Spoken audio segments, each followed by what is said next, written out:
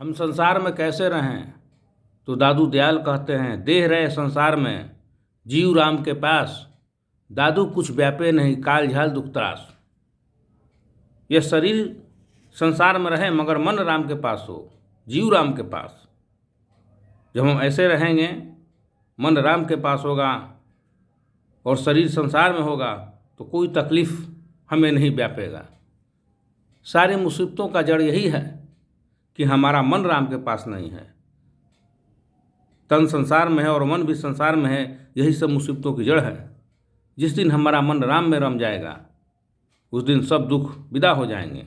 ऐसे विदा हो जाएंगे जैसे दीपक के जलाते ही अंधेरा छट जाता है, सूर्य भगवान के उदय होते ही अंधेरा छट जाता है, वैसे ही हमारा सारा दुख विदा हो जाएगा जब मन यह राम में लग जाएगा। मन को राम में लगाना है, मगर हम राम के जगह मन को संसार में ही लगाए हुए हैं, संसार के विषय वासनाओं में फंसे हुए हैं। यही हमारी सब मुसीबतों का जड़ है। माया का ऐसा जाल बिछा है संसार में कि मन यहीं मोहित होकर रह जाता है, मन उससे बाहर निकल नहीं पाता।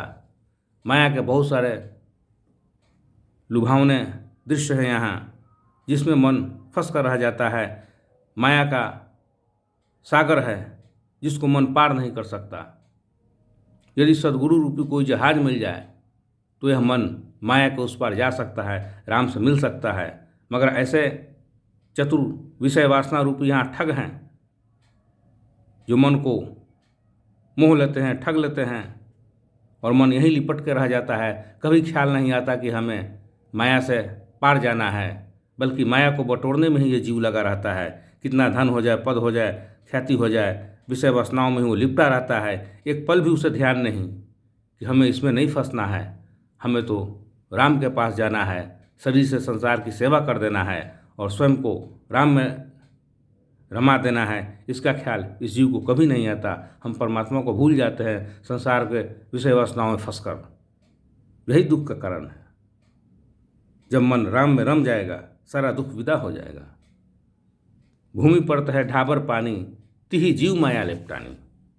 जैसे वर्षा का जल जब आकाश से नीचे जमीन पर आता है तो स्वच्छ रहता है, मगर धरती पर पड़ते ही वह मैला हो जाता है।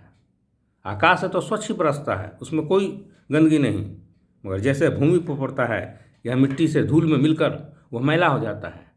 ऐसे ही यह जीव माया में पड़कर मैला हो जाता है। माया के संपर्क में आकर इसमें गंदगी आ जाती है। वर्षा का जल स्वच्छ है, भूमि पर पड़ते ही वह गंदा हो जाता है, फिर वो पीने के लायक नहीं रहता। वैसे ही जीव स्वच्छ है, मगर माया में लिप्त होकर इसमें गंदगी आ जाती है। सुखदेव जी 12 साल तक गर्भ में रहे, बाहर नहीं निकले, इसलिए कि माया पकड़ लेगी। बाहर निकलेंगे माया हमको पकड़ लेगी, तो 12 साल तक ही वो गर्भ में रहे। भगवान खुद आए और वचन दिए कि तुम्हें माया नहीं व्यापेगा, तब वो गर्भ से निकले 12 साल के बाद। और निकलते ही सीधे जंगल की ओर भागे, इसलिए कि माया पकड़ लेगा। तो माया से कितने सचेत से सुखदेव जी। हमें शिक्षा लेना है कि माया से हमें कैसे बचना है। 12 साल तक सुखदेव जी गर्भ में रह गए, नहीं निकले, कि निकलेंगे कि माया पकड़ लेगा। तो माया से हमें बचना है और राम में लगना है। इसका हम विचार करें कि माया हमें न व्यापे, क्योंकि माया जब व्याप जाएगा तो फिर जीने का कोई अर्थ न रहेगा। जीवन का बेड़ा पार नहीं होगा जब हम माया फंसेंगे तो। जो त्रिहा पिहर बसे सूरत रहे पिय माही, ऐसे जन जग में रहें हरि को भूले नहीं। जिस प्रकार कोई स्त्री नहर जाती है तो उसका ध्यान पति में रहता है, मेरे पति वहाँ कैसे रहते होंगे, कैसे खाते होंगे, कैसे पीते होंगे, कैसे ऑफिस जाते होंगे, कैसे व्यापार करते होंगे। अपने पति की यादों में खोई रहती है। नहर जाकर भी नहर जाती है, माता पिता से बतियाती है, सहेलियों से बतियाती है, मगर ध्यान में उसका पिया है कि मेरे पिया कैसे रहते हैं। ऐसे ही हमें संसार में रहना है, मगर ध्यान को राम में रमाना है।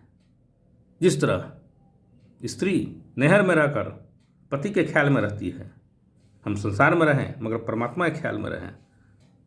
राम मोर पिया, मैं राम की बहुरिया। राम को अपना पिया समझो और उनकी अपनी बहुरिया समझे। इस प्रकार का संबंध रखें कि मेरे तो पिया राम हैं, इस प्रकार नाता रखें। बस राम से मतलब हो, संसार में रहें मगर ध्यान में भगवान हो, परमात्मा हो, तो हमारा जीवन सफल है।